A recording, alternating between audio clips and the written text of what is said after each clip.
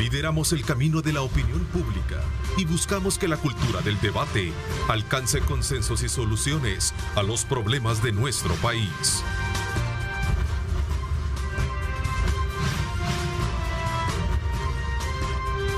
Diálogo con Ernesto López. 6 de la mañana con 31 minutos, 6 de la mañana 31 minutos. Gracias por estar con nosotros y continuar, por supuesto, dándonos ese voto de confianza para desarrollar nuestras actividades de carácter periodísticas. Así es que desde ya, bienvenidos a una edición más de su programa Diálogo con Ernesto López. Y tal como lo manifesté hace unos minutos a Osvaldo y todo el público que nos sintoniza, esta mañana vamos a hacer un análisis precisamente evaluativo del trabajo de la Corte de Cuentas de la República. Hay una iniciativa de reforma a esta institución contralora del Estado para ejercer mejor su labor de auditoría. Vamos a hablar también de ese cuestionamiento al proceso de elección de magistrados que se llevó a cabo en la Asamblea Legislativa. También a otros aspectos relevantes que se han generado en el contexto del país y sobre todo también en ese rol importante para manejar bien la administración pública. Esta mañana me acompaña con nosotros la licenciada Jessica Estrada, directora del área de transparencia de la Fundación Nacional para el Desarrollo FUNDE. Gracias por acompañarnos. Muy buenos días, gracias por la invitación. Gracias también a Carlos Palomo, presidente de la Asociación Transparencia, Contraloría Social y Datos Abiertos, conocida como Tracoda. Gracias por acompañarnos. Muchas gracias, Ernesto. Gracias. A ustedes los invito a @diálogo21, @Neto López Radio. Dos cuentas que están disponibles para que generemos desde luego los insumos pertinentes con preguntas para enriquecer el análisis que vamos a tener precisamente este día con respecto a este tema. A ver, comencemos un poco hablando sobre los objetivos que tiene primordiales en el ejercicio de su trabajo la Corte de Cuentas de la República, y es precisamente velar porque en el país se administren bien y de manera transparente los fondos públicos. Sin embargo, poca efectividad se ha visto de acuerdo a los análisis y exámenes que han hecho instituciones como las que ustedes representan. Jessica. Sí, precisamente, bueno, usted ya lo menciona, la Corte de Cuentas tiene un rol fundamental para garantizar un uso eficiente, efectivo de los recursos públicos. Y lastimosamente lo que hemos visto durante muchos años es que no se ha estado cumpliendo ese rol. Muestra de ello son los famosos finiquitos express de los que tanto hemos conocido. Muestra de ello es que la Corte de Cuentas no hizo observaciones a personas que años después resultaron investigadas por extraer grandes cantidades de fondos públicos. Entonces vemos que no ha estado cumpliendo ese rol de fiscalización y por eso nos parece tan importante apostarle por aquellas reformas que permitirían a la Corte de Cuentas ejercer un mejor papel. Lo hemos visto un poco más activos en los últimos meses. Claro, tenemos una emergencia de por medio, muchos fondos que se han puesto a disposición y trabajo extra que han tenido que hacer para fiscalizar el uso de esos fondos. Y por ahí van saliendo ya algunos hallazgos respecto a ministerios que han manejado grandes cantidades de dinero, como el Ministerio de Agricultura, el Ministerio de Salud, el Ministerio de Turismo. Entonces, estamos a la expectativa de esta investigación que está haciendo la Corte de Cuentas en torno a casos como estos y, por supuesto, aquellos que no están necesariamente vinculados con la emergencia, sino que son casos que se traen de antes o igual los que puedan venir, para que estén pendientes. Y esto, ojo, no estamos hablando de la fiscalización que ejerce la Corte de Cuentas exclusivamente a las entidades del Ejecutivo. También están llamados a fiscalizar, por ejemplo, a municipalidades, a otras entidades que manejan recursos públicos, y con las reformas sobre las cuales ya vamos a hablar un poco, es precisamente eso lo que queremos, que la Corte de Cuentas tenga un rol más protagónico, más fuerte, y que sean más las entidades sujetas a fiscalización de este ente. Ok. Veamos entonces desde el punto de vista que tienen ustedes, Carlos, como Tracoda, ¿expectativa o esperanza que verdaderamente se corrija ese mal que en su momento ha sido punto crítico para esta importante institución de país? Yo creo que todas las organizaciones de sociedad civil coincidimos en la necesidad de fortalecer a la Corte de Cuentas, porque es la entidad que se encarga de velar por el buen uso del dinero público, y no solo del dinero como tal, sino de todos los recursos, básicamente. Precisamente por eso fue que se hizo un trabajo conjunto con la institución para promover una batería de reformas que se llevaron ante la Asamblea Legislativa, y teníamos la expectativa de que los diputados salientes le dieran la importancia debida al tema e hicieran e implementaran las sugerencias que se les llevaban para que la Corte pudiera tener un ámbito de control más amplio y que pudiera entrar a ver, por ejemplo, fundaciones, pudiese entrar a ver, por ejemplo, empresas privadas que manejan fondos públicos y demás. Lamentablemente no se tuvo el apoyo esperado. Los señores diputados se centraron más en otros temas que a nuestro juicio probablemente no eran tan relevantes como si lo era reformar y fortalecer a la Corte, pero ciertamente esperamos que la nueva legislatura y los nuevos diputados puedan tener en consideración este paquete de reformas y otros que puedan venir, porque no son los únicos definitivamente que se tienen en estudio, y que a partir de ello puedan promulgar las modificaciones correspondientes para tener una Corte de Cuentas más independiente, más ágil, más fuerte, y cuya labor sea mucho más eficaz, porque efectivamente, como lo mencionaba Jessica, mucho se ha señalado que las auditorías a veces no son de buena calidad, y a veces es evidente que hay casos de corrupción, pero a pesar de ello no encuentran nada. Entonces, efectivamente, hay que trabajar bastante en eso, y estamos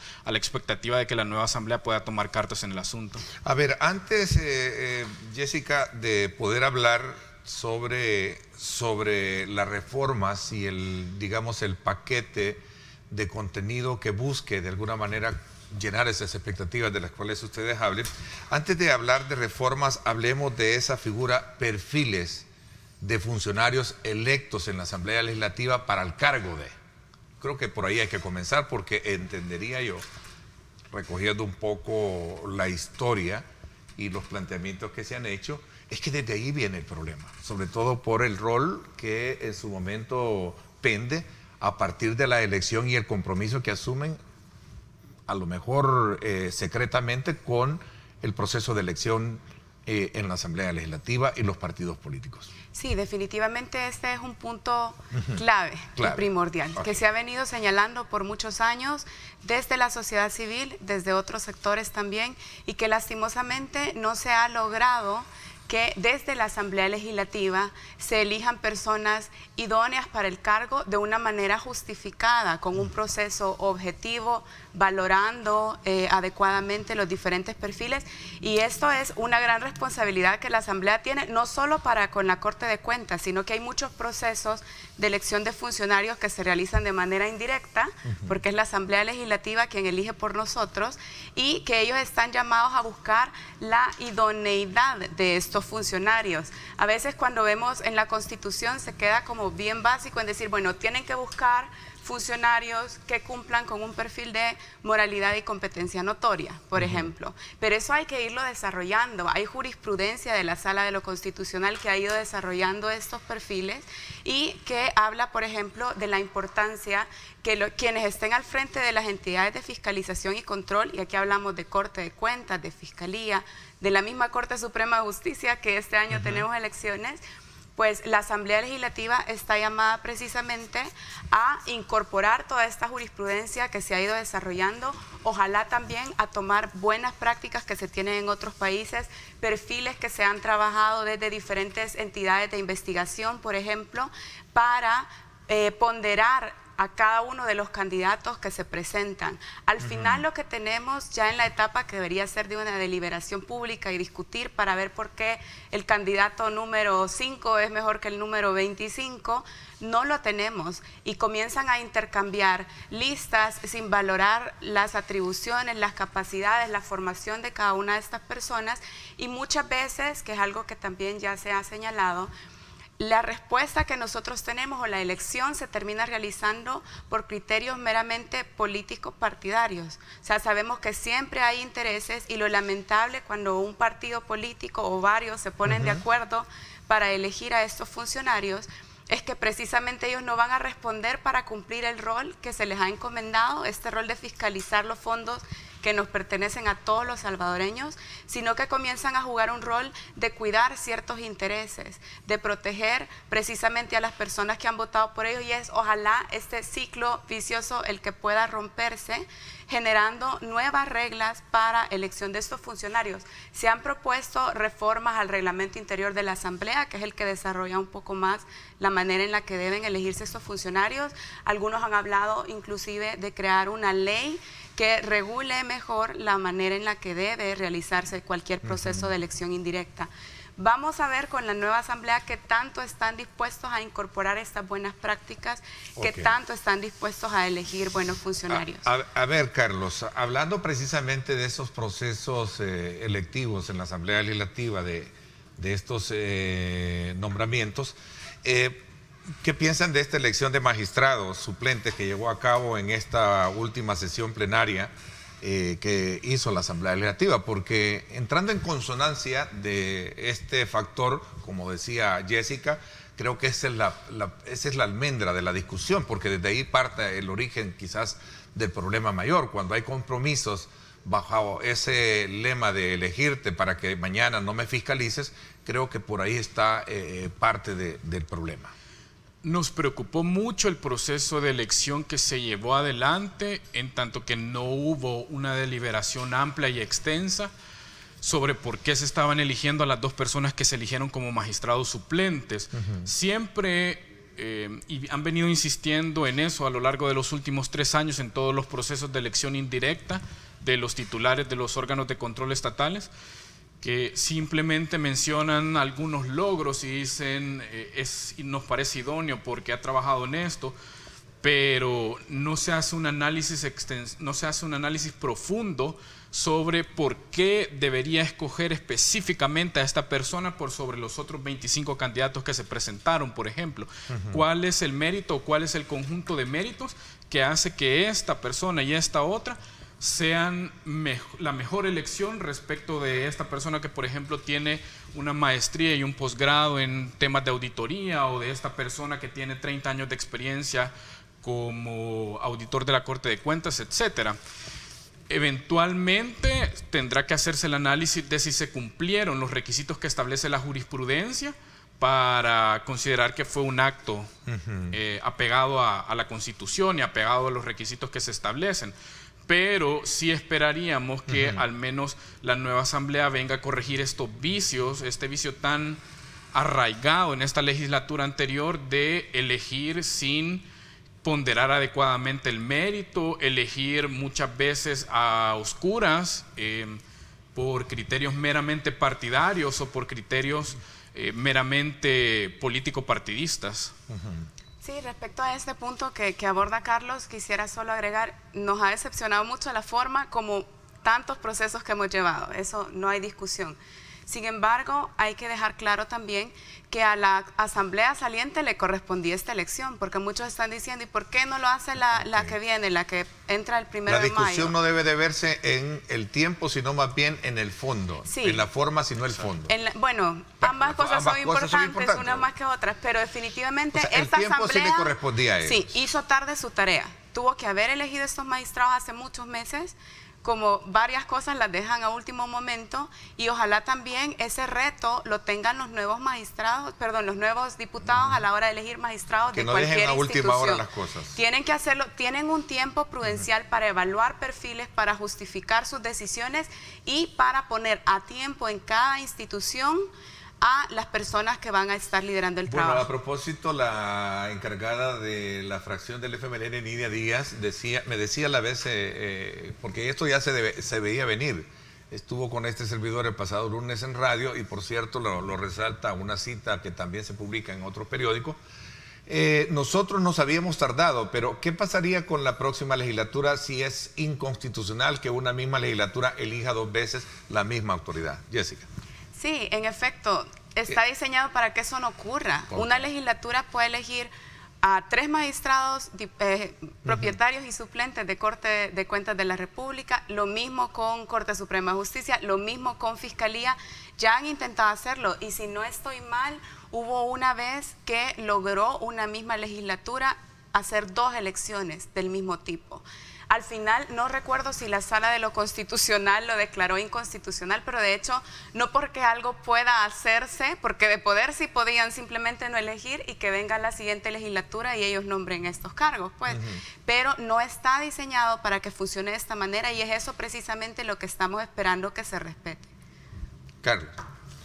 Sí, tal como lo decía Jessica y ya más o menos se mencionaba, el problema no es tanto si le correspondía o no a la asamblea, porque definitivamente sí le correspondía a la asamblea actual elegir a los suplentes, porque eligió a los, estamos claros, que no es motivo de discusión, a los propietarios. El problema de fondo precisamente es la falta de deliberación pública, la falta o no haber sustanciado adecuadamente por qué esos dos perfiles respecto de todos los demás. Y también creo que vale la pena decir que no es que se esté diciendo que las personas electas sean inadecuadas, porque por ejemplo está el coordinador general de auditoría que ya tiene vasta experiencia, pero el punto es que no hubo una deliberación suficiente para identificar y por qué Carlos, sí. ¿Ustedes avalan entonces esta advertencia del presidente Bukele que la elección de magistrados de la Corte está desde luego con estos vicios y por los cuales seguramente no comparten también esta situación? Nosotros sospechamos que hay vicios de inconstitucionalidad en el procedimiento que se utilizó. Ahora, lo que hay que decir claramente es que eso tampoco da puerta abierta a adoptar cualquier proceso para remover magistrados. Con eso hay que tener bastante cuidado. Sí podemos sospechar y casi estar seguros que hay vicios que no debieron de haberse dado, pero otra cosa va a ser el análisis sobre el camino a seguir en función de las acciones que se quieran tomar. Por ejemplo, si se piensa que son inconstitucionales, lo lógico sería que se pudiera llevar ante la sala y que sea esta la que determine efectivamente si es constitucional o no y que sea esta quien termine de expulsar a los magistrados. ¿Y la sala debe de concurrir bajo esa lógica de creer que sí hubo inconstitucionalidad en esto, Jessy? Bueno, en principio eso es lo que nosotros estamos valorando, pero deberá presentarse un recurso a la sala para que ellos luego lo analicen y brinden su respuesta. No sabemos hasta dónde llegará el presidente con estas, o desde el órgano ejecutivo, o si algún otro ciudadano está pensando en presentar un recurso de inconstitucionalidad. Lo que desde ya podemos solicitar y exhortar al ejecutivo es que cuando llegue el momento de ellos, de la bancada que representa al partido de gobierno y a toda la ciudadanía en realidad, que puedan hacer un proceso diferente, porque lo que están señalando es la misma opacidad que hemos venido señalando desde antes. Y hay mejores maneras, por mucho, de hacer las cosas que no se han seguido hasta el momento. Entonces, ojalá que podamos ver de verdad fortalecidas todas estas instituciones, y sabemos que son nombramientos que dependen de la Asamblea Legislativa, entonces será trabajo de los nuevos diputados. A ver, comencemos quizás y llevaré a flor de piel este tema. Hay demasiadas sospechas, demasiados indicios, demasiado manejo de fondos hoy en día a raíz de todo el conflicto, de toda la pandemia que tuvimos y por todas las experiencias que hemos tenido también en el manejo de fondos. Ahí tenemos alcaldes que en un más reciente operativo denominado caso Regidor, la Fiscalía llevó a detención a varios funcionarios públicos, empresarios y también del transporte colectivo, y creo que también a otros dentro de esa lista. Mi pregunta es necesario que entremos ya bajo esa lógica de cambiar ya este patrón de mucho daño que hace el tema de la corrupción en el país, y por eso es necesario cambiar ya esto, ya no puede seguir? Sí, totalmente, y es algo que se viene señalando desde, bueno, sociedad civil, diferentes instituciones a nivel internacional. En El Salvador el problema de la corrupción es un problema estructural y lo hemos venido acarreando y acarreando desde hace años. Parece que todas las iniciativas o los esfuerzos que se hacen orientados a erradicarlo no están surtiendo efecto, porque en los indicadores internacionales nos mantenemos estancados. Solemos utilizar mucho los datos que nos brinda el índice de percepción de corrupción, por ejemplo, que se elabora desde Transparencia Internacional, y ahí, si vemos el comportamiento de los últimos 10 años, hemos estado bailando entre 30 y 40 puntos de 100 posibles Actualmente tenemos 36 de 100 puntos y estamos en la posición 104 de 180 países evaluados.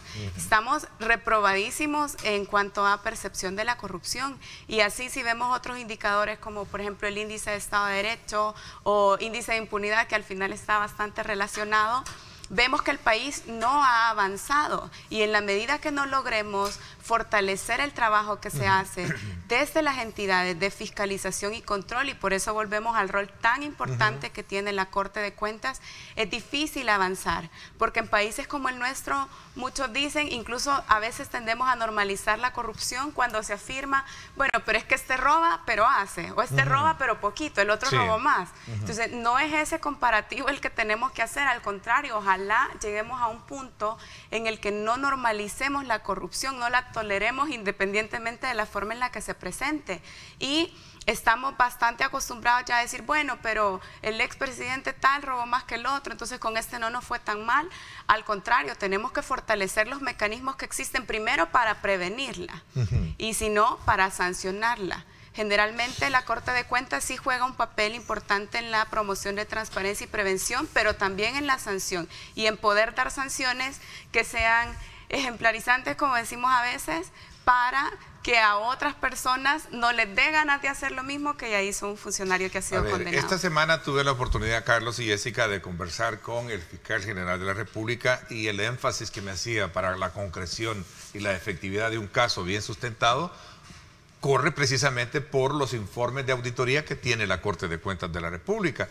Y eso lo hizo bajo la mirada de lo que había ocurrido horas antes en la captura de estos funcionarios, el de Zacatecoluca y San Rafael Obrajuelo y otros, como también de ciertas investigaciones que se tienen con respecto a ciertos ministerios de la actual administración Bukele.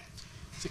Con respecto a eso, efectivamente la Corte de Cuentas juega un papel fundamental para el combate a la corrupción, definitivamente. Nosotros somos de la idea de que, y justo en este tiempo en que estamos hablando de vacunas, no, la mejor vacuna contra la corrupción, las mejores vacunas contra el mal uso de fondos públicos son los mecanismos de control, son Corte de Cuentas fuerte, Fiscalía General de la República fuerte y otras entidades funcionando adecuadamente como Instituto de Acceso a la Información Pública, Tribunal de Ética Gubernamental. Pero específicamente sobre el caso de lo que mencionaba el fiscal, yo estoy completamente de acuerdo, y se necesita, precisamente por eso es que se debe de apostar bastante a fortalecer la calidad de la auditoría que realiza la Corte de Cuentas, y también a fortalecer los mecanismos de control preventivo, porque actualmente, por ejemplo, solo hay reacción a posterior, es decir, la Corte llega ya cuando pasó todo el problema, pero pueden pensarse en mecanismos en donde la Corte, por ejemplo, pueda auditar concurrentemente, o inclusive pueda aplicarse el control preventivo, que la Constitución sí lo contempla,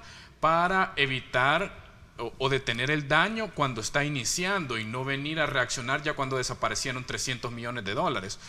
Eso por un lado, y por otra parte también es importante fortalecer las capacidades de auditoría forense de la Corte, y creo que en eso sí podemos resaltar que se han estado dando acciones concretas para avanzar en esa vía, y una acción así concreta, muy puntual que se puede mencionar, es la creación de una dirección de auditoría forense que recién realizó el actual organismo de dirección. Entonces todas esas medidas en su conjunto, junto con otras que pueden incluirse, van a venir a fortalecer esta labor y van a venir a lograr primero que la Fiscalía tenga o logre mayor cantidad de condenas y que por tanto disminuya la impunidad, porque ese es un problema. Para nadie es un secreto, y voy a ir cerrando un poco porque quiero entrar un poco a la puntualidad de las reformas que están planteando, porque esa es la esencia de lo que por lo cual hemos convenido esta entrevista de la mañana. Para nadie es un secreto escuchar de Voz Populi la compra de voluntad de ciertos auditores fiscales, ¿verdad?, en administraciones locales, en gobiernos municipales, y por los cuales las cosas a veces pasan de alguna manera con el tiempo bajo esas investigaciones y no termina en nada, ¿no? Ese es uno de los grandes también aristas que tiene este factor, más allá de lo que ya hablamos del punto de origen del problema, ¿no? Sí, en realidad al final pasa por un compromiso que deben adquirir todos los que forman parte de estas instituciones. Si bien tienen un rol fundamental quienes dirigen, en el caso de la Corte, los magistrados, Cada uno de los auditores también tiene que actuar con ética y bueno, en cualquier entidad pública o en cualquier institución en realidad, ojalá fuera una apuesta también importante que se realiza, porque es muy fácil que alguien haga una auditoría y diga no encontré nada porque le pasaron dinero y eso no debería estar permitido. ¿Qué estamos haciendo para evitar este tipo de situaciones que fácilmente se pueden dar en el día a día? ¿Qué estamos haciendo para mejorar la calidad de las auditorías, como decía Carlos, y también ampliar el trabajo que realiza la Corte de Cuentas? Ya se ha hablado en varias ocasiones también de la necesidad de incrementar los recursos destinados a la fiscalización que realiza la Corte de Cuentas, porque en unas noticias que conocimos el año pasado, por ejemplo, veíamos que de las 262 municipalidades que debería estar auditando la Corte de Cuentas, no logra auditar ni siquiera la mitad por falta de recursos. Entonces, las municipalidades, si saben que no va a venir la Corte de Cuentas a contar y a revisar cómo ha gastado los fondos, fácilmente dicen, bueno, yo no tengo por qué rendir cuentas, puedo usarlos de otra manera. O cuando llega la Corte de Cuentas, puedo tratar de sobornar a los funcionarios. De verdad que esas son malísimas prácticas que debemos ver de qué manera erradicarlos, y una apuesta que se ha hecho en otros países y que ha funcionado incluso mejor que las sanciones es la formación en ética, en integridad, en construir un sistema sólido. En su lucha contra combatir la corrupción y mejorar los indicadores de transparencia, esta asamblea que concluye su periodo en las próximas horas, ¿pasa ese examen o no lo pasa de acuerdo a ustedes? A mi juicio, definitivamente no. La asamblea actual nos quedó a deber muchísimo en materia de combate a la corrupción, de disminución de la impunidad, y creo que es importante que los nuevos diputados tomen nota de esto, porque precisamente creo yo que ese, entre otras cosas, fue uno de los motivos principales por los que tuvimos el resultado electoral que se dio. La población me parece que fue bastante contundente en decir que hay una serie de prácticas que deben desecharse, por ejemplo, esas elecciones, esos procesos de elecciones que se hacen a escondidas, que se hacen sin deliberación adecuada, que se hacen sin ponderar adecuadamente o pertinentemente el mérito, es parte de las cosas que efectivamente deben cambiarse. Yo estoy seguro que la población concuerda perfectamente con eso. Sí, no, a mí me gustaría tal vez agregar algunos ejemplos. Tenemos estas reformas que presentamos 4 organizaciones de sociedad civil junto con los magistrados de la Corte de Cuentas a la Asamblea, que ellos se comprometieron a agilizar el proceso de revisión. Y quedaron engavetados. Y han quedado, bueno, sí, probablemente ya están engavetadas. Nuestra apuesta es reactivarlas porque ya la discusión simplemente no se dio, a pesar de los esfuerzos que se hicieron. Si bien no se presentó con más tiempo, recordemos que los actuales magistrados de la Corte de Cuentas entraron por mediados del año pasado, más o menos, y nosotros tuvimos un acercamiento con ellos los últimos meses del año para poder construir juntos estas reformas que ya tenían como punto de partida un primer esfuerzo del Observatorio Ciudadano de la Corte de Cuentas, que también estuvo participando Tracoda, y donde se habían identificado todos estos puntos prioritarios que deben ser reformados. Pero si nos queremos ir más atrás y decir, bueno, es que en los últimos meses no lo van a aprobar, la anterior gestión de la Corte de Cuentas había presentado una ley completa para reformar la actual ley de la Corte de Cuentas, tampoco se estudió. Y bueno, más recientemente hemos conocido, por ejemplo, reformas que ha presentado la Fiscalía, reformas que hemos presentado para el fortalecimiento de las ICIES, no han sido ni siquiera estudiadas. Y no busco con esto, como lo dije yo ayer en una evaluación que tuve con el presidente de la Asamblea Legislativa saliente, no busco hacer, digamos, leña del árbol caído, pero a la hora de entrar en un proceso de escrutinio, pues hay que evaluar con nombre y apellidos. Es decir, nombre y apellido me refiero con respecto al tema de que si hubo o no hubo verdaderamente intenciones de corregir este mal endémico que por años ha carcomido la institucionalidad en el país, el tema de la corrupción.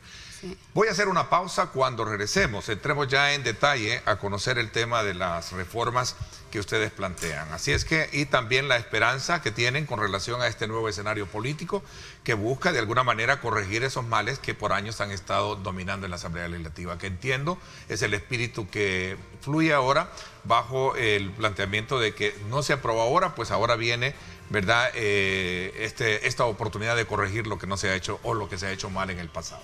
Son las 7 de la mañana en punto. Gracias por estar con nosotros. Nos vamos a una pausa.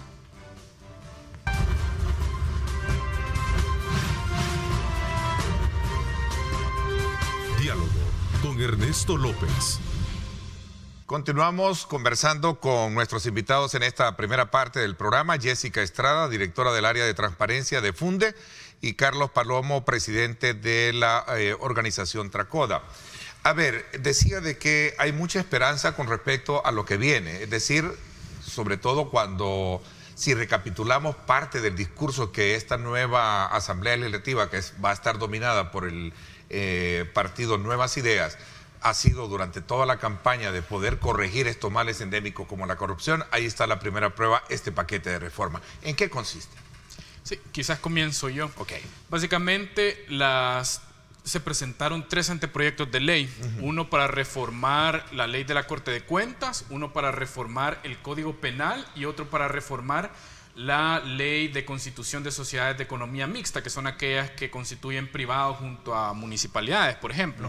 En cuanto a la reforma a la ley de la Corte de Cuentas, de manera bien puntual lo que contempla es ampliar el ámbito de fiscalización de tal forma que la Corte, por ejemplo, pueda entrar a auditar estas entidades privadas como fundaciones y demás que administran recursos públicos, o las juntas que administran agua en comunidades y demás. También contempla que se puedan imponer sanciones administrativas frente a privados, porque actualmente la responsabilidad administrativa, que son unas multas que se imponen, solo se puede hacer frente a servidores públicos. Pero recordemos que también hay personas naturales o jurídicas de naturaleza privada que administran fondos. Entonces se consideró pertinente que se pudieran sancionar. Hay otras más, pero digamos que esas son como las medulares. En cuanto al Código Penal, que creemos que es una de las más importantes, está el establecimiento de una sanción penal en contra de aquellas personas o funcionarios o servidores públicos que se nieguen a ser auditados o que impidan que la Corte de Cuentas realice su labor de fiscalización, y se establece una pena de 1 a 3 años y la inhabilitación para el ejercicio de cargos públicos, que creemos que va a ser una consecuencia muy buena que se puede tener y que va a ayudar a disminuir la impunidad y va a ayudar también a erradicar esa práctica de que los funcionarios dicen no le quiero entregar los papeles de auditoría o no voy a permitir el ingreso. Y en cuanto a la ley de sociedades de economía mixta, es bien puntual, les reforma un artículo y es para que la Corte pueda entrar a auditar como se debe, como decimos en buen salvadoreño, porque ahorita está bastante restringido lo que la Corte puede revisar, básicamente son estados financieros. Pero si estas empresas obviamente administran grandes caudales de dinero y otros recursos públicos, definitivamente la Corte tiene que entrar con rigurosidad y tiene que entrar con todas las de la ley para poder auditar todo eso. Entonces, básicamente esas a grandes rasgos son las 3 propuestas, y creo que también otra que se me olvidaba y que es muy, muy importante, se establece un procedimiento para determinar qué es lo que hay que hacer cuando un funcionario o una entidad pública se niega a ser auditado, porque ahorita la ley no contempla básicamente nada. Entonces se ha establecido que se deberá acudir ante un juez de paz, y el juez de paz va a ordenar a la fuerza pública que acompañe y permita que los auditores se instalen y revisen bases de datos, documentación, entre otras cosas. En esencia, eso es lo que se busca. Ok, Jessica, veamos un poco ese énfasis de la cual yo planteaba esta pregunta. Bueno, en realidad creo que el resumen que ha hecho Carlos recoge muy bien estas propuestas y hacen ver que no estamos pidiendo tampoco algo imposible de revisar, imposible de aprobar para garantizar, fortalecer esta entidad. Porque va en concordancia de lo que ellos han venido denunciando. Sí, totalmente. Y algo importante que decir, creo que es también que a lo largo de estas discusiones que nosotros tuvimos con magistrados de la Corte de Cuentas, expertos de diferentes áreas de la Corte y también de nuestras organizaciones de sociedad civil, fuimos identificando otras reformas que deberían incorporarse. Incluso hablamos de la necesidad de una reforma integral, de contar con una nueva ley de la Corte de Cuentas, pero sabemos lo complicado que puede ser aprobar estas reformas, ya pensar en revisar toda la ley e ir artículo por artículo, el tiempo que toma, y recordando también que son 3 años los que están en el cargo los magistrados para ir a una nueva elección. Entonces el tiempo es bien corto.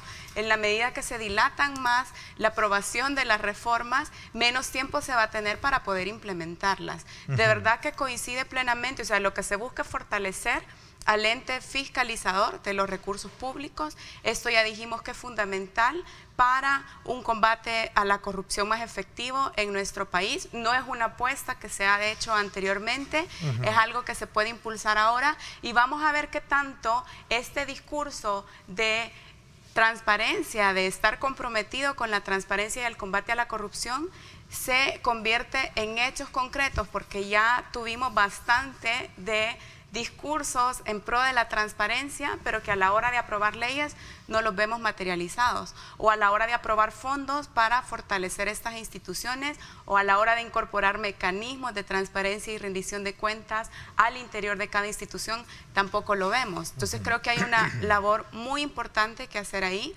Ojalá que también se pongan en la tarea de identificar qué más se puede hacer, qué más se puede proponer, y por supuesto retomar todas estas propuestas que ya se han hecho, se han estudiado y se han presentado a la Asamblea Legislativa. Sé que este no es un tema directamente, pero es vinculante precisamente para la robustez de la información que se necesita a la hora de establecer no solo una auditoría, sino de presentar un caso. Por ejemplo, el acceso a la información pública.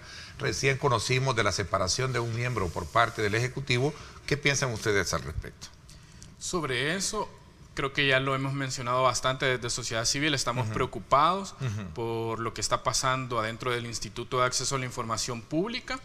En el caso particular de Tracoa, y creo que también en alguna medida coincide Fundalac, creemos que es importante que la Sala de lo Contencioso Administrativo se pronuncie a la brevedad posible sobre algunas demandas que ya se han presentado sobre el tema, y en cuanto a las que muy probablemente se presentarán posteriormente, sí creo que es muy válido pedirle a los tribunales que se pronuncien en los tiempos que establece la ley y que no se tomen hasta 3 meses para decidir, por ejemplo, si admiten o si van a otorgar medidas cautelares o no. Pero más allá de ese punto, creo que lo relevante es que debe respetarse la garantía del debido proceso para remover funcionarios, y cualquier remoción debe estar adecuadamente fundamentada en lo que establece la ley.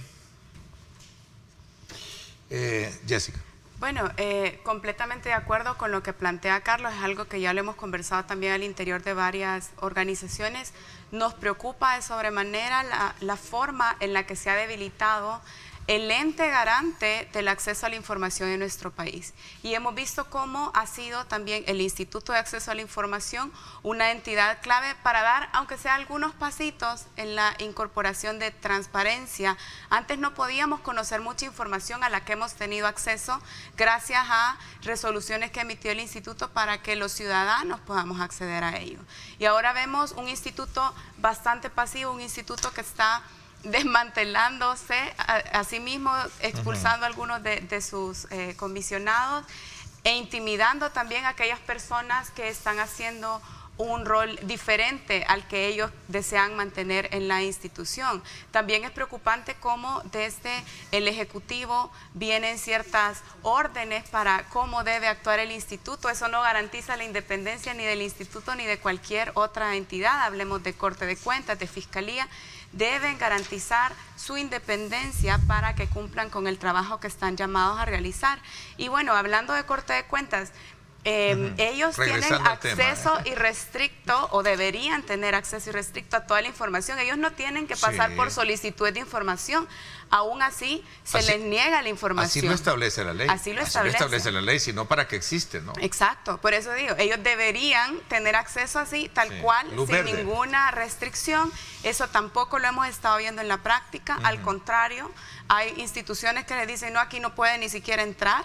Entonces, ¿cómo van a realizar las auditorías? O hay fondos que no pueden ser auditados. Nosotros hemos insistido mucho desde Funde que incluso aquellos fondos que se manejan con algún tipo de reserva por cuestiones, por ejemplo, los del Organismo de Inteligencia del Estado u otros, deben ser auditados por la Corte de Cuentas. Que al final la auditoría se maneje con la misma reserva es otra historia, pero la Corte de Cuentas debe auditar todos los fondos públicos que, como decíamos, provienen de todos los salvadoreños y salvadoreñas, y todos deberíamos estar interesados en saber que hasta el último centavo se está utilizando bien, y mucho mejor si todos estos fondos se invierten para que nosotros también recibamos beneficios. Uno de los principales objetivos que plantea, o el énfasis, mejor dicho, de todo el paquete de reformas que se han presentado, es fortalecer las unidades de auditoría interna. ¿Por qué razón? Porque ahí está también el iceberg de toda esta discusión. Sí, recordemos que lo que se tiene es un sistema nacional de control, ¿verdad? Un sistema nacional de auditoría. Está el control interno y el externo. El externo le corresponde a la Corte de Cuentas, el interno le corresponde a las unidades de auditoría interna de cada institución. Nosotros estamos claros, y hay doctrina suficiente sobre eso, y hay estándares internacionales en que entre mejor trabajo de auditoría interna haya, mayor o más bien menor probabilidad de actos de corrupción se tiene. En la medida en que se le dote a las unidades de auditoría interna de los recursos necesarios para ejercer su labor, de la independencia requerida respecto de los funcionarios que auditan, y en tanto que se les facilite el acceso a la información que necesitan, creemos que van a poder realizar un mejor trabajo, y a partir de esto podrá combatirse de mejor manera la corrupción. Y ocurre muchas veces, porque sí se ha detectado bastante este problema, que a veces llega a la Corte y la Corte encuentra un problema grave de desvío de recursos, mala utilización de recursos, etcétera, pero cuando uno viene a revisar los informes de auditoría interna no hay nada. Parece que todo está perfecto. Entonces estamos claros en que hay un problema que debe atacarse y que debe resolverse, y precisamente algunas de las reformas contemplan eso, garantizar principalmente la independencia para que no tengan miedo de dar un hallazgo o de señalar que algún recurso o fondo público no se está utilizando adecuadamente o como es debido. En esa vía es que va lo que se ha propuesto. Ok, Jessy. Bueno, no, de hecho es importante el rol de la auditoría interna, o sea, cada uno de los eslabones, digamos, de la Corte, creo que ya, Carlos ha explicado muy bien eso, y lo que hace falta de pronto conectar es también la colaboración que puede haber entre las diferentes instituciones. Por ejemplo, a veces nos hemos quedado cortos con investigaciones que realiza la Corte de Cuentas, que posiblemente ya ameritan otro tipo de sanción y escalar el caso a la Fiscalía, pero no vemos que se active la Fiscalía. Hablando de los sujetos sometidos a control, voy a hablar un poco en el tema de los gobiernos municipales, por ejemplo. ¿No funcionó esa figura de los gobiernos plurales? Porque de alguna manera era uno de los objetivos que se buscaba, que el resto de partidos políticos que participan en el proceso de elección, con su participación dentro de la estructura del Consejo, pudiesen estar también siendo observadores de este proceso. A su criterio también, creo que ahí hay un elemento importante que coadyuva, si lo queremos ver desde el punto de vista de efectos que busquen mejorar la transparencia en el manejo de fondos. Bueno, creo que es muy pronto para decir que no han funcionado. Tal vez no se le ha sacado todo el jugo, como decimos nosotros, al hecho de tener consejos plurales. Son dos periodos veces, de estar... Sí, les estamos dando todavía oportunidad de demostrarlo. Creo que en varias municipalidades sí se ha visto como al tener consejos plurales al menos se abona una mayor discusión para la toma de decisiones. Tal vez no hemos evolucionado a tener ya un rol protagónico, sobre todo de aquellos que pueden ser como de oposición, para cuestionar más la forma en la que se están haciendo las cosas, para brindar algunos avisos cuando se identifica que las cosas no se están haciendo bien o que los recursos no se están ubicando bien. Entonces también ahí es un llamado a que todos los que tienen algún papel que cumplir, sea a nivel local o a nivel nacional, en cualquier institución, también están llamados a ser parte en este trabajo de promoción de transparencia y combate a la corrupción en todo nivel. Ok, el tiempo se nos fue. Quiero agradecerles el que me hayan permitido abordar un tema importante que va en consonancia de ese espíritu de la cual pues espera que logre esta nueva Asamblea Legislativa tomar como uno de los asuntos, digamos, primarios en su agenda y lograr erradicar este efecto endémico este factor endémico que por años ha creado un efecto negativo socialmente hablando. Así es que, Carlos, te agradezco muchísimo que nos hayas acompañado esta mañana. Muchas gracias, Ernesto. Muchas gracias a la población por podernos escuchar. También, Jessica, gracias por acompañarnos. Es la primera vez que los tengo acá a ustedes, así es que más frecuente estarán acá si me lo permiten ustedes. Con gusto, gracias Ernesto, ha sido un placer estar con ustedes y bueno, gracias a quienes nos han sintonizado también. Bueno, nos vamos entonces a la segunda parte del programa, una pausa y regresamos con el ministro de Salud, Francisco Alaví, para hacer un análisis también del tema COVID-19.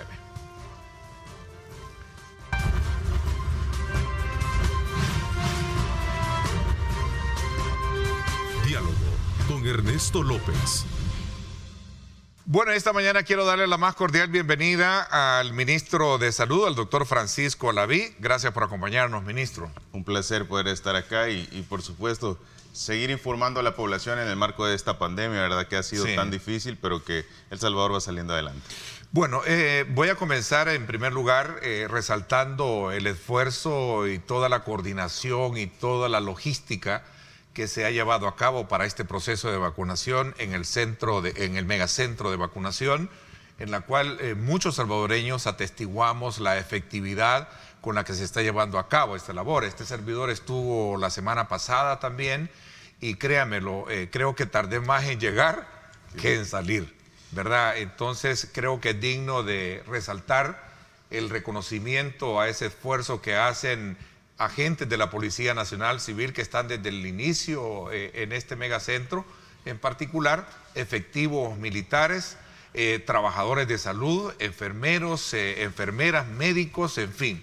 Creo que merece también esta mañana darles ese reconocimiento por el buen trato, la buena orientación y muchos aspectos relevantes, ministro. Y se lo hago para que usted también se los traslade de manera directa. Sí, es bien importante cómo el país ha avanzado en la pandemia y parte importante es el proceso de vacunación. Y el hecho de que ahora los salvadoreños tengan un lugar a donde poder asistir, un lugar donde hay un proceso eficiente, rápido, seguro, un proceso en el cual tenemos cronometrado un tiempo menor de 10 minutos en lo que una persona recibe su vacuna. Es un proceso bastante ágil y que tiene una característica de replicación en cada uno de los puntos de vacunación. Eso es importante.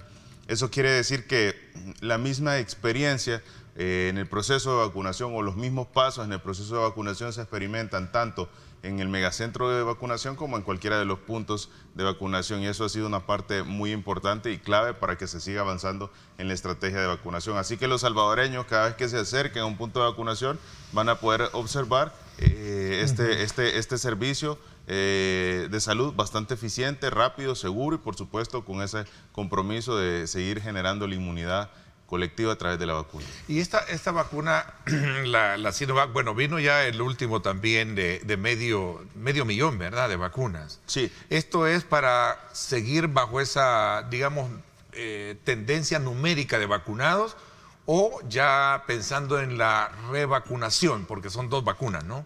Sí, esto obedece a seguir ampliando la estrategia de inmunización. Okay. Sabemos de que existen 2 dosis, pero en paralelo en este momento estamos llevando el incremento de las vacunas a la población que no ha recibido ninguna, pero en paralelo también a aquellos que ya se encuentran en su momento idóneo de recibir esa segunda dosis. Y a la fecha es bien importante ver cómo ya llevamos 58,000 salvadoreños que han recibido la segunda dosis y ya han completado ese esquema de inmunidad. Ahora, es importante ver cómo no para el crecimiento de la vacunación. Ya a la fecha son 833,000 vacunados. Eso es un dato muy importante porque demuestra cómo va avanzando el proceso de vacunación y, por supuesto, la mayor protección ante el COVID-19 con esta estrategia. Ministro, aprovechando a aclarar este punto, mucha gente se mostró preocupada, aquellos que fueron vacunados, por el tema de las citas para la segunda aplicación.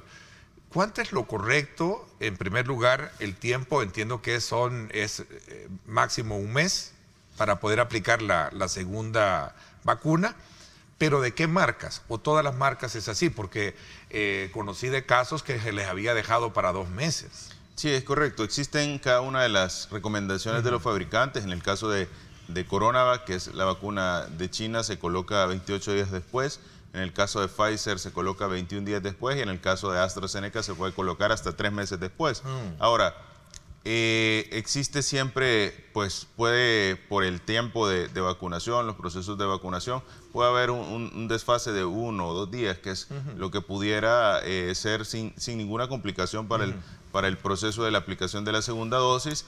Hemos tenido en ocasiones dificultades en las cuales pueden, por error o equivocación, haberse prolongado un poco las citas. Ya se están reagendando todo lo que se tiene que reagendar en el marco de aquellos salvadoreños que identificaron que el tiempo sobresale de lo recomendado que nosotros hemos estado comunicando, y es un proceso que se corrige de manera inmediata. Ahora, lo importante es que todos reciban su vacuna, lo importante es que todos tengan esta protección a través del efecto de la vacuna, y eso es lo que se ha ido avanzando.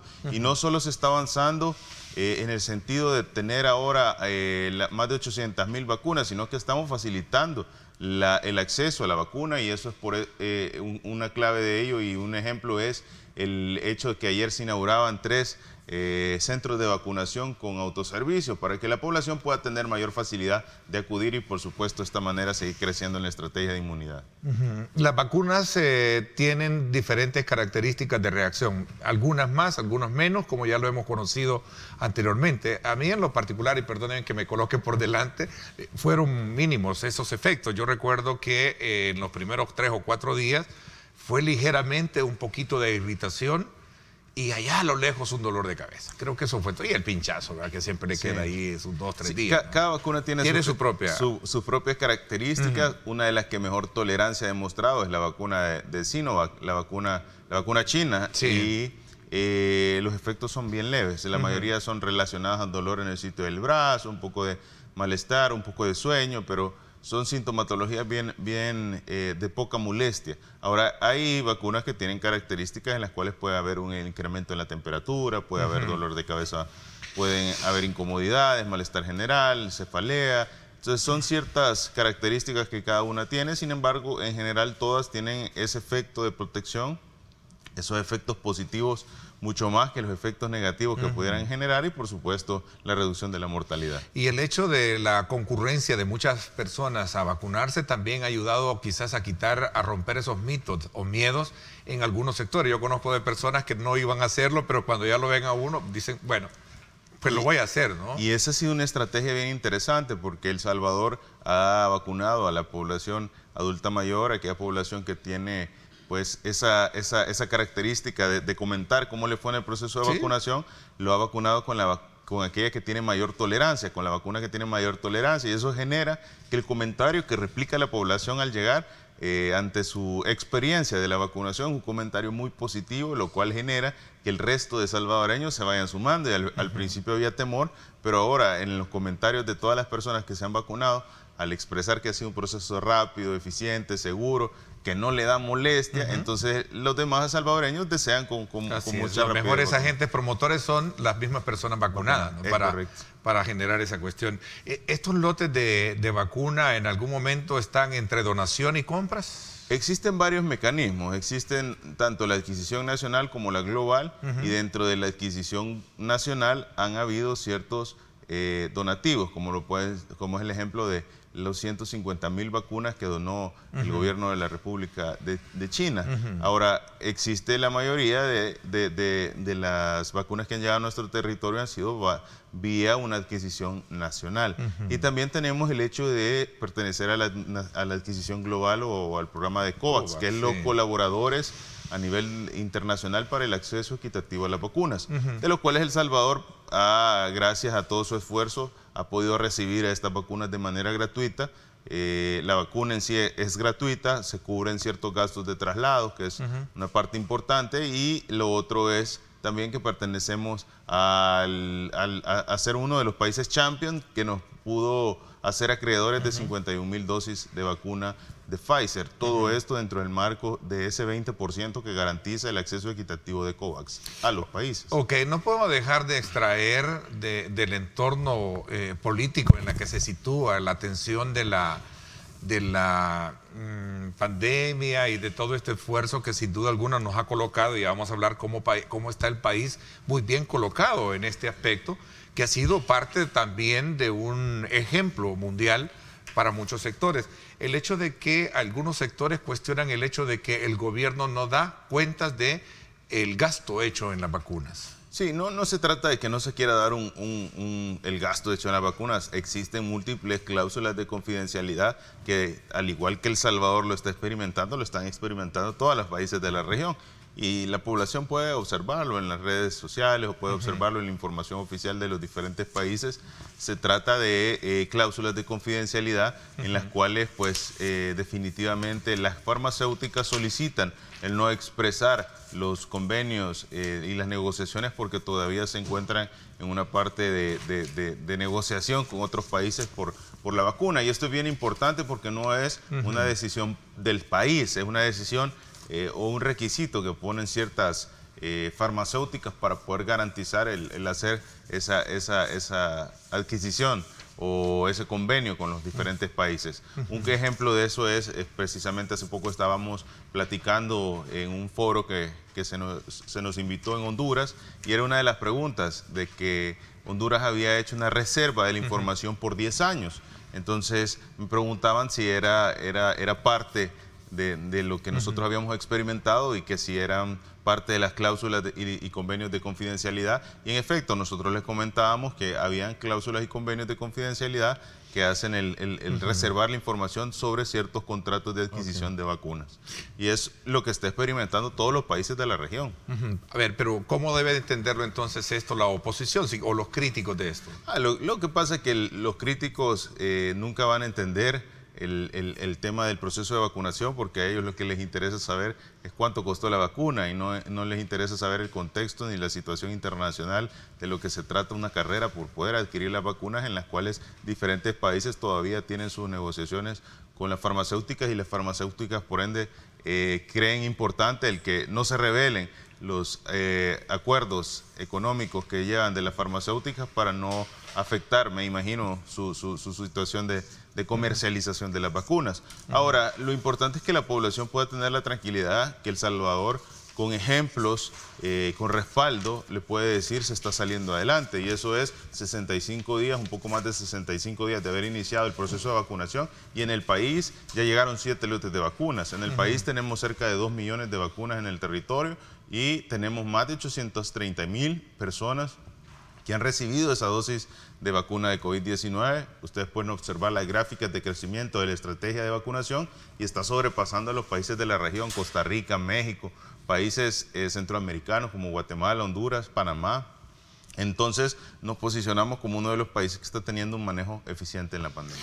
Ministro, aprovechando este espacio antes de poder hablar de este tema que me parece que es interesante, esta nueva modalidad de vacunación en autoservicio, hablando de este tema de la transparencia, ¿se siente satisfecho con esta decisión del Tribunal Supremo, del Tribunal de Ética Gubernamental, que de alguna manera pues lo exime de una responsabilidad ética frente a la compra de ciertos insumos a otro funcionario que estaba dentro de la estructura de gobierno durante la pandemia?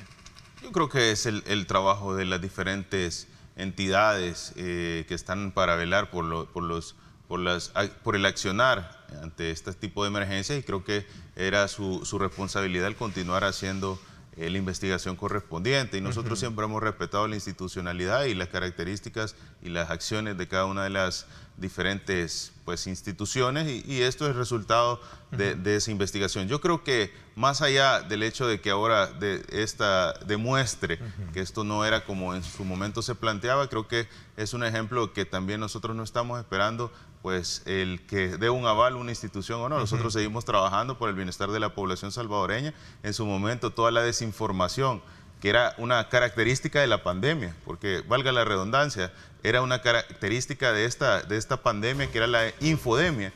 Se van a ir aclarando progresivamente, pero El Salvador ahora está más seguro, El Salvador está saliendo adelante y victorioso en la pandemia, y progresivamente este tipo de situaciones se van a ir aclarando. O sea, en términos concretos, ¿se siente satisfecho de que le dio la razón, que no hubo nada antiético en esta compra?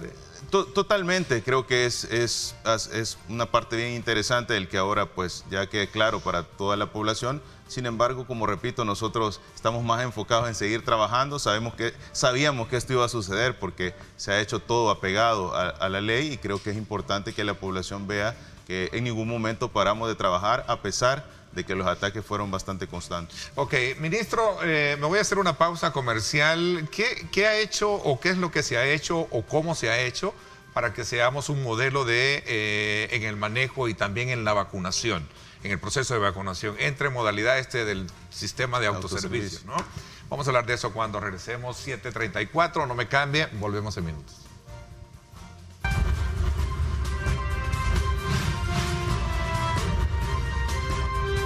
Diálogo con Ernesto López. Bueno, vámonos entonces a conocer esta otra faceta que nos coloca al país en dos aspectos relevantes, por lo menos en lo que hemos logrado conocer.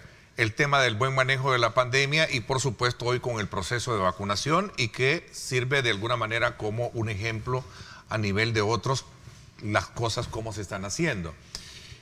¿Cuál es la diferencia, ministro, entre Guatemala, que tiene creo que una situación también compleja, no digamos Costa Rica, que creo que está pasando por y vaya nuestra solidaridad con nuestros hermanos costarricenses, que está pasando una situación mucho más difícil? ¿Cuál es la diferencia entre cómo estamos nosotros y ellos? Ha habido bastantes situaciones importantes en el marco del tratamiento de la pandemia y ha sido relacionado primero a esa contención epidemiológica, a la preparación de un sistema de salud y al cumplimiento de los protocolos de bioseguridad. El hecho de que El Salvador tomara acciones como cerrar el aeropuerto internacional en un momento adecuado le permitió al sistema de salud estar preparado. El hecho también de limitar esa transmisión de persona a persona, y lo hemos logrado con el cumplimiento de los protocolos de bioseguridad, que cada uno de los salvadoreños comprendiera en qué consistían los protocolos de bioseguridad y se tomara muy personal el cumplimiento de ellos, el usar su mascarilla, el lavarse las manos con agua y con jabón, el hecho que en cada hogar había diferentes sustancias para poder desinfectar las áreas, tomar precauciones en algunos hogares hasta de alguna manera excesiva, pero esto garantizó que El Salvador, en conjunto con las medidas restrictivas que permanecieron hasta septiembre del año pasado, ahora se posiciona con una tranquilidad en la cantidad de casos. Sin embargo, también es un compromiso, porque el hecho de tener una cantidad limitada de casos de contagio también nos lleva a una gran responsabilidad, porque existe población susceptible. Ahora, eso, unido a un proceso de vacunación con celeridad, está haciendo la diferencia a nivel de la región. Creo que es muy importante que en El Salvador se sigue solicitando para el ingreso una prueba de PCR, lo cual ha retrasado la llegada de diferentes variantes del virus que tienen facilidad de transmisión, que si bien es cierto, tienen las mismas características en la posibilidad de complicaciones, pero tienen mayor facilidad en la transmisión. Y El Salvador lo puso desde el año pasado. El hecho de la única manera para ingresar al territorio de otras zonas es con un estudio de PCR. No me quiero detener un poco en eso, pero sí es importante y en términos concretos lo resumo, es que, como dice la canción, valió la pena, ¿no? Es correcto. O sea, valió la pena a pesar de que fue duro en todo caso. Sí. Entramos en una modalidad, y quiero antes de la modalidad, hay una noticia que me llamó mucho la atención en el occidente del país. No sé si usted tiene conocimiento de esta información. Cierran escuela por contagio de COVID. Esto en Guayúa. ¿Sabe de esto, ministro? No estoy al tanto de esto, pero podemos actualizar ya en un periodo de la mañana esta información. Vayámonos ahora al tema del autoservicio. Cuéntanos un poquito sobre esta modalidad y cómo se hace para poder entrar a esa dinámica. Sí, realmente el proceso del centro de vacunación de la modalidad de autoservicio es exactamente igual que uno de los centros de vacunación o de los puntos de vacunación que ya tenemos. Sí. Incluso desde el momento en el que usted puede aplicar para poder estar en el centro de vacunación de autoservicio, esto se realiza a través de la página www.vacunacioncovid19.gov.sb.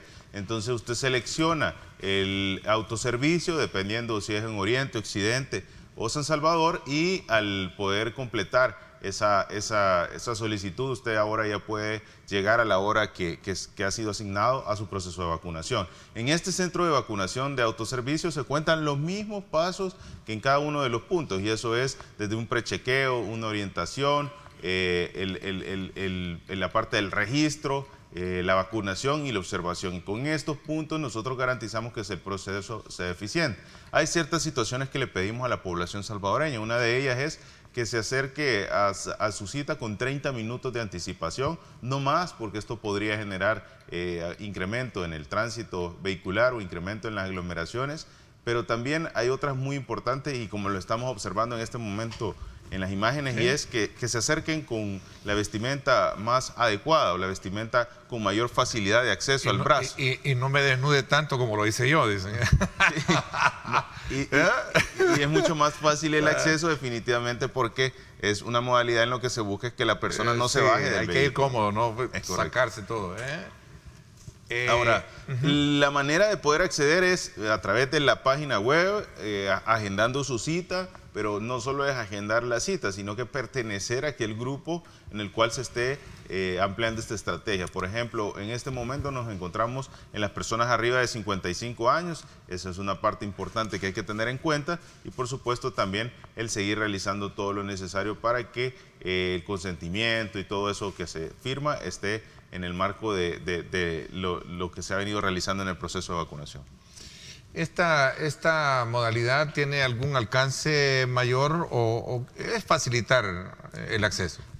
La estrategia es tratar de ampliar las maneras en las cuales los salvadoreños pueden llegar. Hay personas que pueden tener dificultades al traslado físico, hay personas que puedan hacer uso de su vehículo y recibir de manera más fácil esta vacuna. Debemos tener en cuenta que hay personas de grupos familiares que puedan pertenecer 2 o más personas a esa edad, arriba de 55 años, y gracias al estar en un mismo clúster pueden acercarse a su proceso de vacunación en un mismo vehículo, 2, 3 personas, lo cual facilita el hecho de que se puedan poner la vacuna todos en el marco de esa empatía que existe en el grupo familiar y guardando las características de la seguridad del proceso. A pesar de que es un proceso de autoservicio, no quiere decir que no se cumpla la observación, y eso era bien interesante, porque ahora la observación se puede realizar adentro de su vehículo. Siempre hay un personal médico que está vigilando cada uno de los pacientes que ha recibido la vacuna y que se encuentran dentro de cada uno de sus vehículos.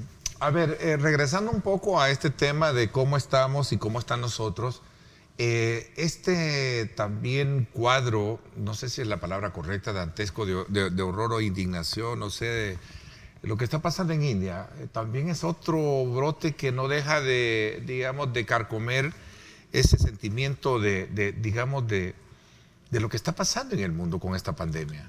Sí, realmente es una muestra de cómo también influyen las densidades poblacionales. Las densidades poblacionales altas conllevan a, pues, efectos negativos mucho mayores en la pandemia, y esto es un ejemplo de ello. El virus tiene la característica de ser invisible, de ser intangible.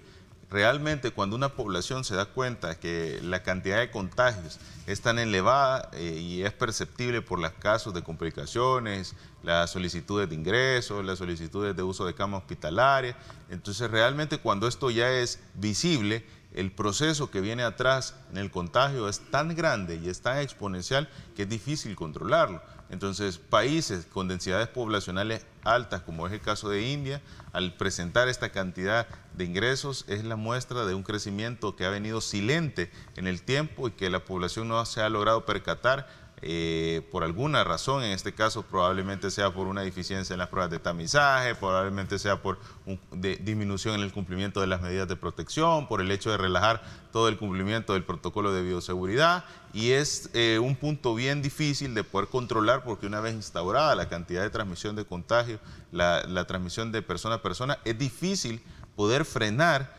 esas características de generar complicaciones, sino que conllevan un tiempo, y eso es el seguir cumpliendo todos los protocolos. Bueno, en el caso de la India se habla de una cepa. Esto de las cepas, la cepa de Brasil, la cepa de la India, la cepa de la China, y sepa quién sepa, ¿no? Sí, ¿Qué es esto? ¿Mutación? No sé. Definitivamente son adaptaciones que tiene el virus. El coronavirus tiene facilidad de cambiar, y el coronavirus tiene una necesidad de poder garantizar su supervivencia, y esa supervivencia la va a garantizar tratando de adaptarse a la situación y al entorno. Entonces cada país sufre una adaptación, y esa adaptación puede incrementar o la transmisibilidad para garantizar que el virus sobreviva, o las características particulares a cada población o a cada región. Y eso es lo que estamos observando. El hecho de solicitar una prueba de PCR para limitar esas adaptaciones que sufren el virus en otras regiones o en otros países, le permite a El Salvador estar más seguro, le permite a El Salvador evitar ese incremento de la transmisión que puede tener por otras adaptaciones del virus, en lo que se avanza en la estrategia de inmunidad. Bueno, hablando de la toma de decisiones y a veces drásticas, ahí vemos un caso muy en particular, hablando de Brasil, vea lo que ha pasado con el presidente, que ahora está siendo seriamente cuestionado por el mismo Senado por las actuaciones que ha tenido y que ha conllevado desde luego a ver la cifra de muertos que ha tenido, ¿no? Sí, o sea, en el caso del rol o el papel de un funcionario es tomar decisiones. Totalmente, y a veces las decisiones que se toman pueden tener efectos positivos o negativos. Sí. En este caso, el discernimiento de poder optar por las decisiones que traen resultados favorables es muy importante, y eso es lo que se ha observado en El Salvador. Hay países que están teniendo incremento de casos por las mismas estrategias que se tomaron en su momento, pero creo que es muy importante también, en base a la evidencia que existe a nivel internacional, decidir una de las acciones que va a traer más beneficios para la población. O sea, en el caso de nosotros, voy a hacer una pausa, me lo están pidiendo cuando recebo, o sea, los casos son relativamente bajos los que tenemos en el país. Totalmente bajos en comparativo Vamos con a toda hablar de eso cuando regresemos. 7:47, gracias por estar con nosotros, volvemos en minutos.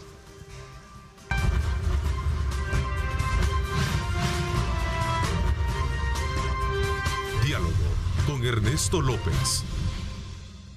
Bueno, gracias por estar con nosotros. Bueno, antes de hablar del tema con el cual pues habíamos hablado sobre los niveles de las estadísticas nuestras, andamos bajos, ¿no? En comparación, ¿cuánto tuvimos porque siguen los tamizajes, siguen, ministro? Totalmente, y en el comparativo con otros países de la región estamos en una cantidad de contagios baja. Al momento nos encontramos con 69.198 casos confirmados para el día hasta la fecha de ayer. De esto es importante mencionar que tenemos 64.876. En la parte de arriba podemos observar cómo estamos con 64.876 casos dados de alta, y eso es importante porque vemos cómo, si bien es cierto, ha habido casos confirmados, pues la mayoría está saliendo adelante. Desgraciadamente hemos perdido la vida de 2.120 salvadoreños. Es algo que queremos ir disminuyendo progresivamente, pero lo importante es que ustedes puedan observar datos claves. Número 1, cantidad de casos confirmados baja, 69.198. Y en contraste, una cantidad de personas vacunadas alta, 833.959. Eso quiere decir que estamos avanzando en la protección a través de la inmunidad. Y otro dato muy importante que no hay que dejar de lado es la cantidad de tamizajes realizados, 914.000 PCR realizados. Lo cual nos dice a nosotros el gran trabajo que se ha venido haciendo con la identificación a través de la prueba. Otro dato importante que pueden observar es el hecho de las 58.000 dosis, segundas dosis. Eso quiere decir, tenemos a la fecha 58.000 salvadoreños que ya completaron su esquema. Ese es bueno, hablando del comparativo de vacunación. Y es bien interesante, hablando de las segundas dosis aplicadas en el país. Y cuando ustedes observan los países de la región, nosotros podemos ver las gráficas que se han estado publicando, ver cómo El Salvador va sobresaliendo al resto de países en la celeridad con la estrategia de vacunación. Y cómo la gráfica muestra una tendencia bastante vertical, una tendencia de incremento bastante importante. No sé si la tenemos ahí, productor, porque es bien interesante esa gráfica, ver que nosotros estamos, no sé, no, esta es la de... Esta es la gráfica, tal vez podemos observarla. Vamos a ver si la colocamos en esta cámara. Vamos a pedirle a nuestro camarógrafo que nos ponga en perspectiva esta gráfica. Ahí está. Es correcto. Y en esta pueden ver cómo el crecimiento de El Salvador ha sido bastante acelerado en las últimas semanas, y esto es bien importante porque logró posicionarse arriba de países como Costa Rica, como Belice, como México, como República Dominicana, y esto ha sido muy importante. Esta gráfica nos muestra a nosotros cómo vamos avanzando. Esto ya es un comparativo solo con ciertos países como es Costa Rica y Panamá, como el crecimiento en una gráfica más limpia podemos ver este trazo tan vertical. Eso quiere decir que la velocidad de aplicación o crecimiento de la estrategia ha sido muy importante. Como ustedes pueden observar, aquí vienen crecimientos bastante lentos. El Salvador tuvo un crecimiento progresivo, un crecimiento que ahora llega a un punto en el cual presenta una súbita alza, y esto es importante porque esa súbita alza representa personas vacunadas, representa personas protegidas ante el COVID-19. Y también hay una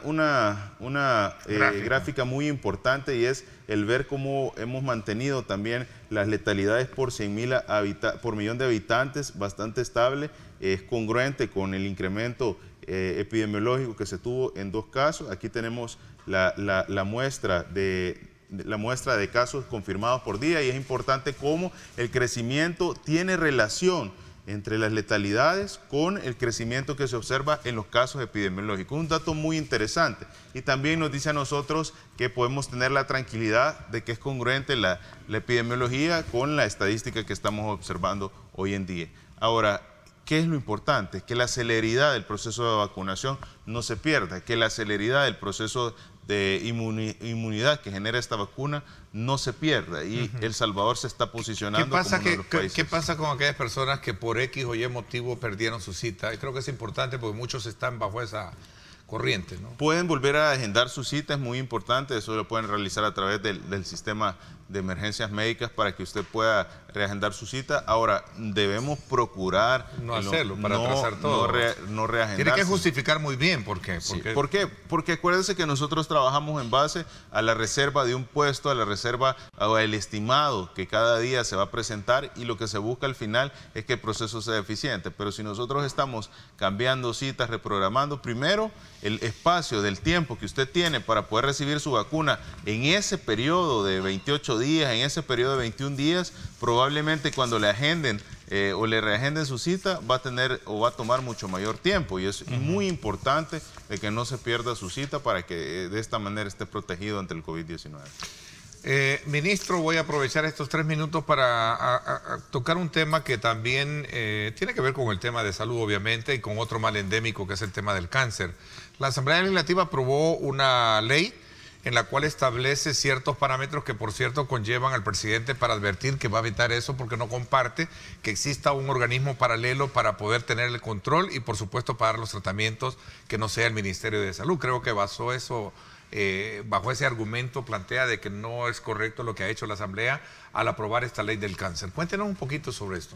Sí, yo creo que es bien interesante cómo de alguna manera se está tomando decisiones aceleradas o decisiones inapropiadas que pueden llegar a afectar a la población salvadoreña, y es muy importante que conozcamos que ante situaciones adversas que han quedado abandonadas, en el caso de las enfermedades hemato-oncológicas o lo que nosotros conocemos en mayoría como cáncer, definitivamente el hecho de querer solucionar en un periodo de tiempo tan corto lo que se ha venido acumulando por años con una ley que no tiene un análisis importante, creo que es algo que debe de tenerse mucho cuidado. Requiere el análisis, requiere el apego y, por supuesto, requiere la rectoría del Ministerio de Salud para poder obtener pues los resultados más favorables. Creo que esto es de alguna manera algo acelerado, que no se tomó en cuenta las opiniones correspondientes y en las cuales el análisis del Ministerio de Salud tiene un importante accionar para que la población salvadoreña realmente tenga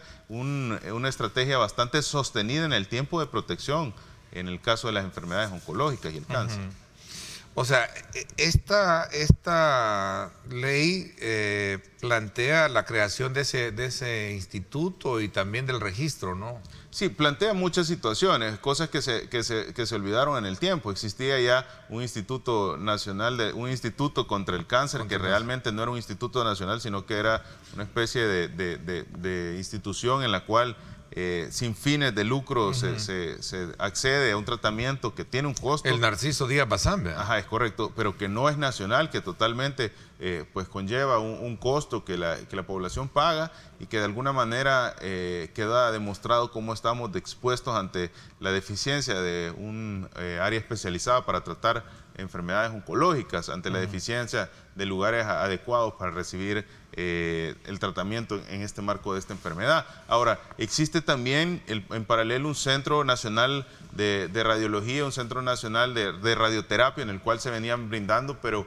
la mayoría de terapias pues eran referidas a este instituto del cáncer, el cual no era totalmente gratuito. Y esto queda demostrado que ahora con esta ley que se pretende, piensan simplemente poner a la población salvadoreña a exigir un tratamiento oncológico o que reciba ese tratamiento oncológico de una manera en la cual el sistema de salud no estaba preparado con estos años, más de 30 años en los cuales nunca se tuvo inversiones importantes en el marco de las enfermedades oncológicas, en el marco de ampliar el cuadro básico de medicamentos con todos estos medicamentos importantes. Entonces creo que la población ha visto el cambio del sistema de salud y en efecto vamos a hacer un análisis integral para el manejo de las enfermedades hemato-oncológicas, una de esas 5 causas tan importantes: la enfermedad renal, la enfermedad hemato-oncológica, la atención prehospitalaria, la cadena de suministros y abastecimientos y por supuesto también aquellas cirugías complejas, tienen un punto importante en la evaluación del Ministerio de Salud para dar resultados eficientes y sostenibles en el tiempo.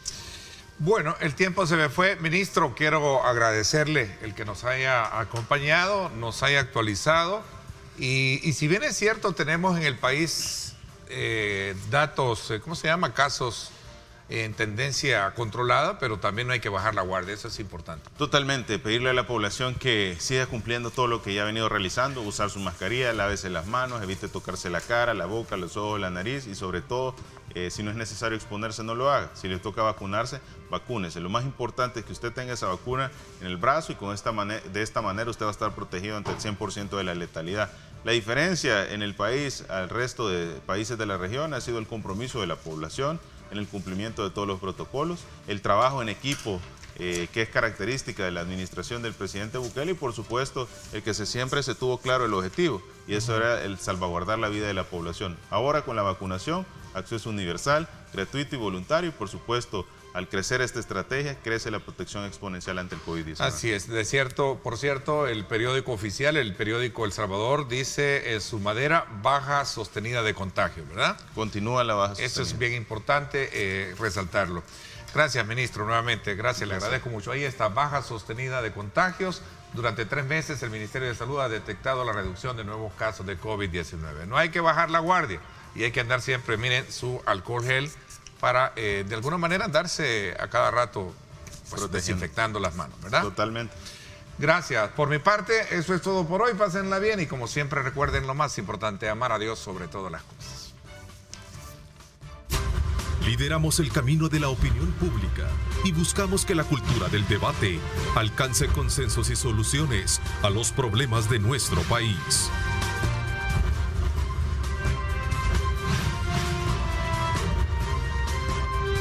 Diálogo con Ernesto López.